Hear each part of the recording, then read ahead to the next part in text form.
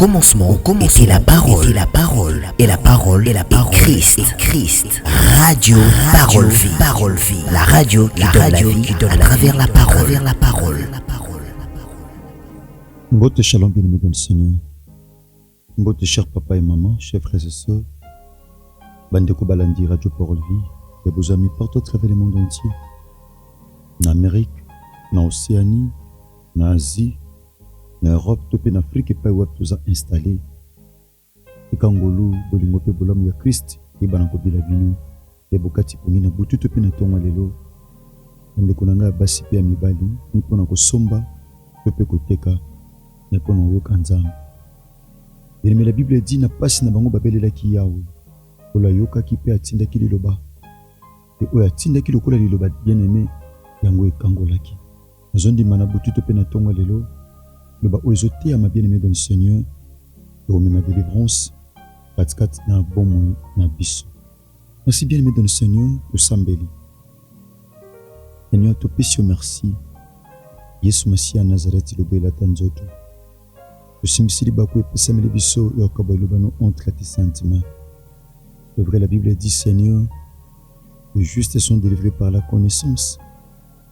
Et n'a pas na bango babene la kiotata, yoka ki potinda ki liloba, yangwe kangola.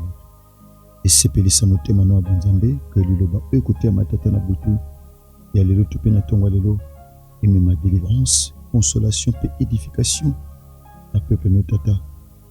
Na kombono Yesu Masia Nazareth nzamba solo pe abomo ndekolo to sambe na kondimo to lobi amen.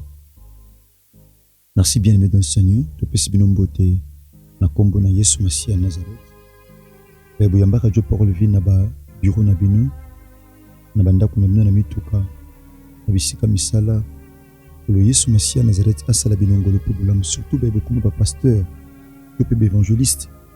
Vous en mettez à Radio Parole Vie pour partager à Kanabami, topé na ba connaissance. Pour le Yesu Masia Nazareth, à Pambola Binomengi Makasi, pour les cas. Merci bien aimé dans le Seigneur. Lisons rapidement la parole de Dieu. Nous en allons livre à Josué, chapitre 6, Tobana premier verset, Tokitamom Kenasi. La Bible dit ceci. Jéricho était fermé et barricadé devant les enfants d'Israël. Personne ne sortait et personne n'entrait. L'Éternel dit à Josué, vois, je livre entre tes mains Jéricho et son roi, et vaillants soldats. Faites le tour de la ville, vous tous, les hommes de guerre, faites une fois le tour de la ville, tu feras ainsi pendant 6 jours. Ces sacrificateurs porteront devant l'arche cette trompette retentissante. Le 7e jour, vous ferez 7 fois le tour de la ville, et les sacrificateurs sonneront de trompettes.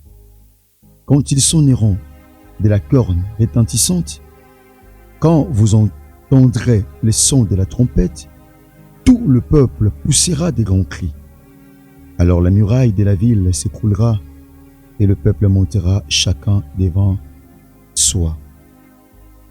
Josué fils de Nun appela les sacrificateurs et leur dit, portez l'arche de l'alliance et que cet sacrificateur porte cette trompette retentissante devant l'arche de l'Éternel. La parole du Seigneur. Seigneur, te pèse merci pour l'écriture au tata. Pour le mot te pèse bon mot. À combona Yesu Messie à Nazareth. Au maman, les écritures es tu, mais c'est l'esprit qui vivifie. Au nom de Jésus-Christ de Nazareth, de tout sambeli, que te le dis. Amen. Bien-aimé dans le Seigneur, c'est vrai que l'antisaman écrit auto tukotanga. On a tout partagé thème moko bien-aimé dans le Seigneur. Oui, c'est vrai. Peut-être que pendant la semaine passée, bon lobby lundi, nous avons une intercession internationale des familles topé internaf. Au bon de la Kinzambe, nous avons matatu les penza ebele, totaki bipai na bipai. Lola yoka ki esengo. Biso tozaki makasi pambate ko mama esengo na yawe yango nde makasi na biso. Bon le tozo banda tema sika o ezali les exigences de la victoire. Les exigences de la victoire. Bien-aimé dans le Seigneur, chaque victoire est une préparation. Chaque victoire dans la vie dans le domaine nyonso, bien-aimé dans le Seigneur, et sengaka préparation. Bongo victoire ezaka na ba exigence nango bien-aimé dans le Seigneur. Donc la exigence eza ou eza exigé, ou eza demandé. Bien-aimé, ou esengeli, ou sala, ou soko sali yango te, ou zape elonga te. Eza biloko mon frère ma sœur soko eza te. Okota pete na destinée, tope okolonga te. Donc la exigence eza biloko oyo bien-aimé dans le Seigneur, eza demandé pour na likambo moko songolo tope pakala. Mais sengeli ko respecter yango. So respecter l'exigence wana te bien-aimé dans le Seigneur, et vous allez passer pour aux victoire. Depuis les exigences de la victoire. Bien-aimé dans le Seigneur, lorsqu'on parle de la victoire est définie le col avantage qu'on remporte sur les ennemis dans une guerre, dans une bataille. Les alibas avantage, bien-aimé dans le Seigneur, otoko zalikolo, il y a des ennemis, likolo ba adversaire, na bitumba, na guerre, topé na bataille. Bien-aimé dans le Seigneur, les alliés avantage otozo zalikolo, il y a rival. Bien-aimé, na bandi tonga tu épargné biso na certains détails, topé na makambo sous bien-aimé tokota directement na maman na likam na biso. Bien-aimé, nous parlons sur les exigences. Bien-aimé, quelles sont les exigences de la victoire? Ba exigence et loko nini pour mutoza victoire. Bien-aimé dans le Seigneur, ou sengeli asala, tope ou sengeli azala na yango. Bien-aimé, peut-être tu kotanga lubana nzambe. Ba tel si biso géographiquement Jéricho ezalaki bien fermé, ezalaki pe barricadé. Bien-aimé, makomi lobi batu bande kokota te, bande pe kobima te. Donc géographiquement parlant, on voit que Jéricho ezalaki solidement bâti. Et tongama ki malam na ba condition ya malam. Bien-aimé dans le Seigneur. Or, Jéricho ezalaki ville à liboso, et c'est là qu'Israël a affronté. Jéricho ezalaki na armée. Mais Israël azaki na armée te. Parce que na tangwana Israël azaki un peuple théocratique. C'était la théocratie, un peuple qui dépendait totalement de Dieu. C'était pas un peuple démocratique. Parce que lorsqu'on parle de la démocratie, on voit les peuples qui décident. Lorsqu'on parle des peuples qui décident, on voit la majorité. Tout le monde a un parlement. Dans le parlement, il faut majorité. Bien, mais dans ce bas dominer la minorité. Sur la théocratie. Lorsqu'on parle de théo, on voit Dieu. Tout le monde a un peuple totalement dirigé par le Seigneur. Ici, c'est Dieu qui décide. Il n'y a pas bien un acteur politique qui décide ici. Ici, il n'y a pas un roi. Il n'y a pas un humain. Oh, je peux savoir orientation. Mais c'est Dieu qui décide.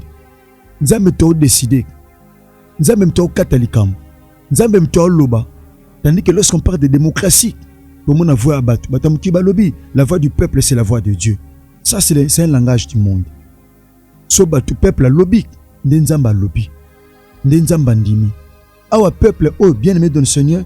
Azaki, un peuple, oh, totalement bien aimé théocratique. Pourquoi? Parce que Azaki n'a la politique divine. C'est la politique divine qui dirigeait ce peuple. Ici, c'est Dieu qui décidait. Bien aimé. Parce que Israël, Azaki non une nation mon côté parce qu'Azaki n'a terre. Il a fallu aller à la conquête. La conquête, il y a un territoire. Il a fallu abanda bitumba.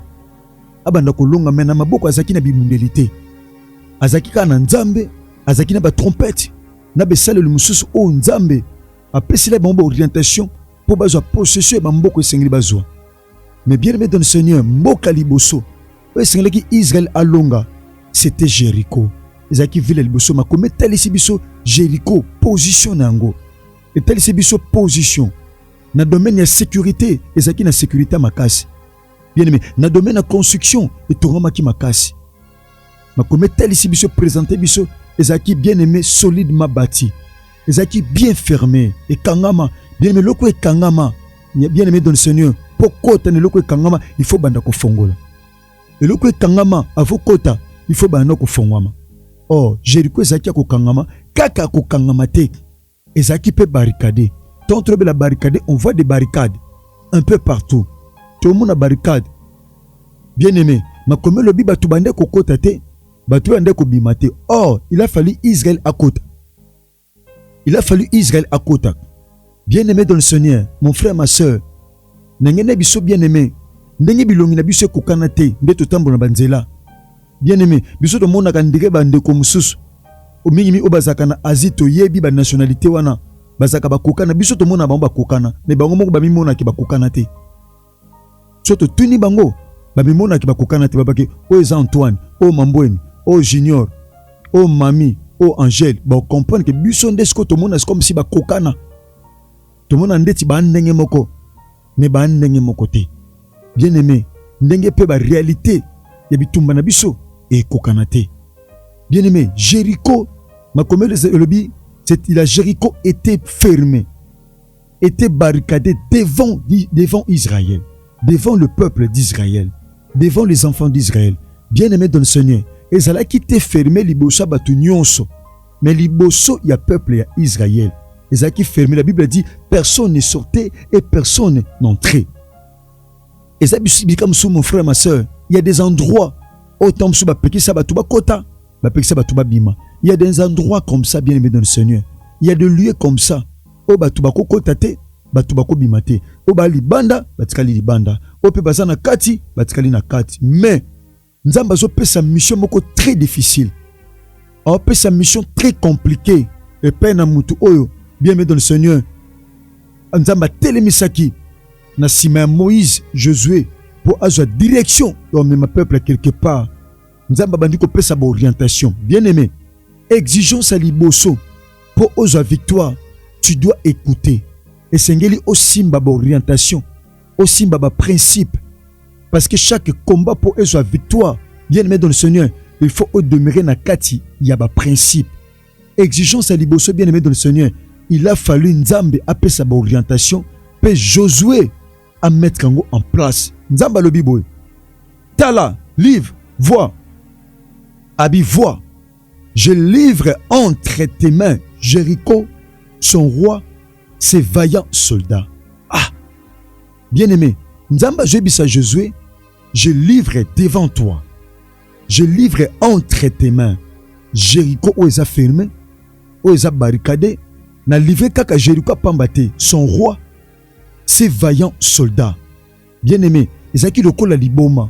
Il y a des fois na vie na biso makam tokuta nango ils ont liboma. Bien-aimé makamba bonzambe kondima ils ont liboma. Nzamba zo le bana livré Jéricho. Alors bité que je livrerai. Mais Dieu ici utilise ce langage. Je livre. Je livre. Donc nazo pesa yoye. Nazo livre yo. Abimboka o batu bakota kate. Batu abimakate. Mais nga nazo livre ngo epai na yo. Nazo livre ngo na maboko no ingoloba o simba Jéricho. Jéricho kozana gestion na yo. Jéricho kozana domination na yo. Bien aimé, on a été créé pour dominer et non pour être dominé. Tangu Nzamba salaki mutu. Na Genèse chapitre 1er, comme verset 26, Nzamba zoloba créons l'homme à notre image et selon notre ressemblance pour qu'il domine.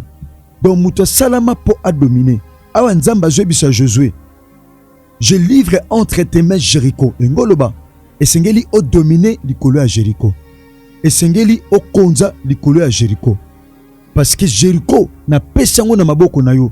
Et vous en avez gestion na yo. Na pesi yo kaka Jéricho te. Na pesi yo pe roi. Et ngoloba oza roi te Josué. Moko dominer likolo à roi. Oza roi te Josué. Oza na armée te. Moko dominer likolo à armée à Jéricho. Na pesi yo yango. Bien-aimé dans le Seigneur, oh Nzamba pesio na kobotola. Oh Nzamba pesio na kobotola, bien-aimé dans le Seigneur. Nzambe mutazo pesa. Nzambe mutazo pesa Jéricho na maboko ya Josué. Na lelo pe bien-aimé dans le Seigneur, na ondima que c'est fort possible. Yesu Masia Nazareth a livré Jéricho pe ya vie na yo na maboko na yo. So ndimi mon frère ma soeur et salamela yo. Bien-aimé, exigence à liboso pour na Josué a longa Jéricho. Il devait tout simplement écoutez le Seigneur. Il a fallu yoka. Nzambabi n'a livré entre tes mains. N'a livré Jéricho entre tes mains. Bien-aimé dans le Seigneur. Et ceux qui ont été. Yaya. Alobi sukoni. Faites le tour de la ville.